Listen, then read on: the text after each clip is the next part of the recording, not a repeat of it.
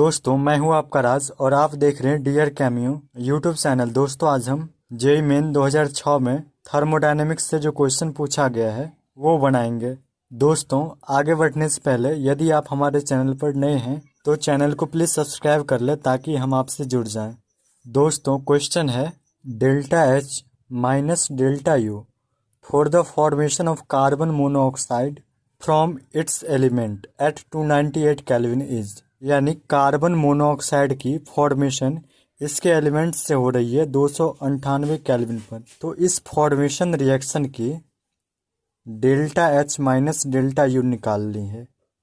दोस्तों क्वेश्चन के according carbon monoxide की फॉर्मेशन हो रही है इसके एलिमेंट्स कार्बन और ऑक्सीजन से। तो इस फॉर्मेशन रिएक्शन की हमें delta H minus delta U निकालनी है।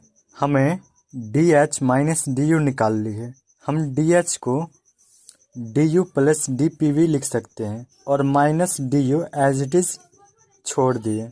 यहाँ से डी यू और डी यू ये कैंसिल हो जाएगी, जो टर्म बचेगा वो है डी पी वी। अब हम पी वी को एन आर टी लिख सकते हैं, चूँकि पी वी बराबर एन आर टी होती है। चूँकि कार्बन मोनोऑक्साइड की फॉर्मेशन 298 केल्विन पर हो रही है, यानी टेम्परेचर कांस्टेंट है और आर जो है ये गैस कांस्टेंट है। तो ये आर और टी जो कि कांस्टेंट है डी के बाहर आ जाएगी। तो डी एन आर टी को हम आर टी डी एन लिख सकते हैं। अब ये डी एन क्या है, ये जो डी एन है ये क्या है, ये हमें जानना है। डी एन क्या होती है, डी एन प्रोडक्ट की मोल माइनस रिएक्टेंट की मोल। तो डी एन को हम प्रोडक्ट में जो नंबर ऑफ मोल है वो माइनस रिएक्टेंट में जो मोल है वो लिखेंगे। तो प्रोडक्ट में नंबर ऑफ मोल 1 है और रिएक्टेंट में 1 प्लस हाफ है। यहाँ से जो डी एन की वैल्यू आएगी वो होगी -1/2।